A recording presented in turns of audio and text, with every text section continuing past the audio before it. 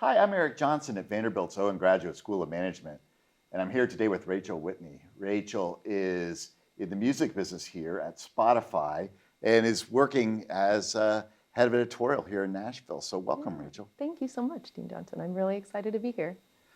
Well, nearly 20 years in the music business, starting from artist management and right through to Pandora, YouTube, lots of storied companies in that space, and now at Spotify.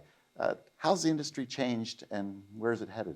Yeah, so it's a big question, right? I think music has historically always been on kind of the cutting edge of technology. When I moved to Nashville, it was 2004, and I was lucky to get an opportunity with a small record label called Dual Tone Music Group. It was an internship, and I remember, the internet was still pretty early on. It had been around for a while. I had an email address in college, but it really was the beginning of the music business really taking advantage of the opportunity the internet had to offer. So while I was there, we were working on building out email lists and finding different ways for artists to show up online. And then in 2005, MySpace really took off, right? And I say that now to look back and know that although you can still go to myspace.com, it doesn't really exist in the kind of zeitgeist anymore, right? So that, I think, it's just the dramatic shift between moving entertainment online and then how fast the different players have come into the space and then, either evolved into something very different or exited gracefully. Constant change. It's constant change. It's constant change. So the work that we were doing in 2004, 2005, 2006 is still really similar to the work that we're doing now in a lot of ways, coming up with creative content to put into different spaces, figuring out how fans are engaging with content online. And also, I think it's similar because it's different every day, right? I've been in now the editorial space in music for almost 7 years, and really creating the listening environments that people are experiencing music in. And I manage a team now at Spotify, and that is new and old at the same time, right? People have been putting together playlists for decades for radio. Even MySpace, you could put up, different lists of songs. But it's just like, okay, taking this entertainment format and figuring out how it fits into how people are engaging, relating, consuming, discovering music today. I've been in the editorial space for several years now. I don't have to necessarily keep up with the new platforms like I did when I first started. I mean, I remember the day in 2006, I was in a marketing position for the first time, and I was the newest person on the team at a small marketing company called Aristo Media. And because I was new, they were like, figure out how we can get these music videos on the internet. That was our big project, was music videos. And I remember the day that I wrote down YouTube. Someone was like, have you heard of this platform called YouTube? And I was like, okay, YouTube, go look this up, figure out what it is, right? And it's funny because people will still ask me on a regular basis about social media. And I've been working in this editorial environment for so long between Pandora and YouTube and now Spotify that I don't know how to use TikTok. And that's where, it's just as the landscape shifts, that's where a lot of discovery is coming from if people aren't just straight discovering on the music platforms themselves. So, that it changes so fast. And I think it's just, there's always going to be the shifts between who's creating the content. Is it, is it a corporate kind of produced piece, or is a platform empowering a user. So podcasting is a really huge emerging area, big for Yeah. Spotify, just so much going on. And actually something that's been around a while itself, but has found its own place now. Where do you see that going? I just think that the opportunity for audio is so big. I mean, and I think that's what the company's really identified. Music is always going to be a part of our lives, and it's where my role is focused 100%. But we do want to make sure that we're bringing in interesting podcasters across the music landscape. But on the whole, just audio in general for Spotify it's the whole landscape. And I think when you're looking at a company and the future of the opportunity, looking across the landscape, looking like identifying what you bring to the table and exploring the whole space is really important. We've seen podcasting grow significantly since we've gotten, since we put more focus into that side of, audio consumption. And it's just, I think, a really exciting space for us. There's an evolution in interview content, in how people are consuming audio, and it's great to know that we're on the cutting edge of that more people are listening to podcasts than ever. I'm excited for the future of music and the listeners that all of our different advancements are going to bring onto the platform. So That's great. yeah. That's great. Well, of course, being back at Owen, a lot of students today will be kind of wondering about careers in music business, right? And Yeah. being in Nashville, of course, many folks come here having no idea really what the music business is all about. But what advice would you have for business students who are interested in music, and how will an MBA prepare them for that? Yeah, so the music business is really interesting. I've worked with people who didn't graduate from high school. They just got really into their local music scene and went straight to work for the local record store, and have gone on from there.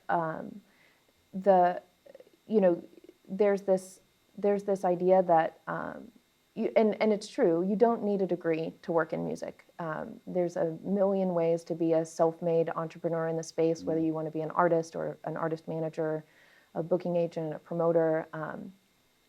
There is, obviously, I'm at Spotify, which is at its core a tech company, that really cares about music. So that's where I've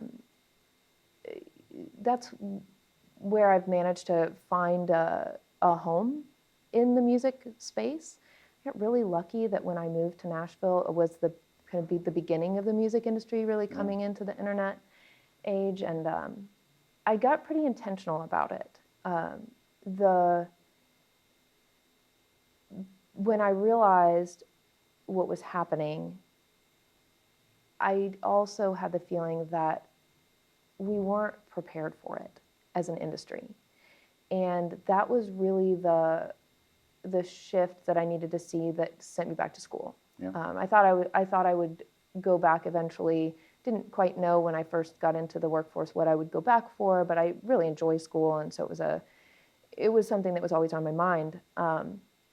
But when I saw the opportunity on, like, the digital opportunity for music, it was a moment where I was like, I don't think we're quite capturing this yet, and this is going to be big. So my interview actually at Owen was about how I was going to go back into the music business. That's great. And kind of help evolve into this space, and that, like, identifying the direction that you want to go with it is probably one of the most important things, while you're kind of simultaneously exploring what the opportunities actually are.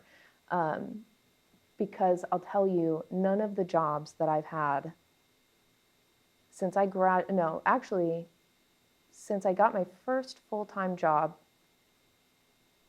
outside of the assistant to the president of the company that I was working at, which I did for about a year and I was not very good at, was all of the jobs since I've had since then didn't exist before I had them. Wow. I was the first person to have every job that I've had since 2007. So I think that's something that's really important to keep in mind. Business school helped me understand not just what had happened in the past, which I think historically it's important to understand the history of what you're walking into, but and it also helped me kind of wrap my head around the incentives of different companies and how organizations are structured, how they can be structured, and then what the opportunities really are, and it set me up really well to be in a space where you're always looking ahead, and I'm really grateful for that. I do think the MBA was an important part of my success in my career, but I also don't think that everybody necessarily, like, you don't have to have an MBA to be successful. There's no question about that, right? Sure. But coming into large corporate organizations on behalf of what I consider myself really a representative of the Nashville music industry within these larger organizations, having the MBA has really helped navigate those spaces. Yeah. So, yeah. It's a different path, right? It's not the standard MBA path. Yeah, I mean, in a way, but I mean, I encounter a lot of different people with advanced degrees in this space. Not everybody comes into tech through music, even music tech through music. Sure. We have a music team at Spotify that is really strong, but then we also have a lot of engineers and ad salespeople and managers and business development folks who, in many different ways, are now in the music business, but maybe didn't come from that. And that's where I think those advanced degrees can be really helpful. That's neat. So, that's neat. Yeah. Well, of course, everyone that comes through here is leading in some way, and you're showing amazing leadership in the music business. So I'm curious what kind of advice you'd give professionals who are navigating their own careers and looking for ways to lead. Yeah, I mean, truly know that the job that you're going to have in 10 years may not exist yet, and just stay curious. I think that's the biggest thing. That was a big thing for me coming back to Owen and just learning so much more about the world that I wasn't going to get just sitting behind a computer like making calls here in Nashville. That's the biggest thing. And then really just the work that needs to be done is going to evolve, and not to get too caught up in the day-to-day of it, and really make sure that you're being a good team player. I mean, that sounds so cliche, but it's true, right? I mean, showing up with a good attitude and being helpful it just can take you really far. In any place. In any place, in any industry. Including music. And definitely in music. Yeah. Because we do have, there are a lot of people that want to work in the music business. And so, you don't have to work with people that aren't nice to work with. Yeah, that's right.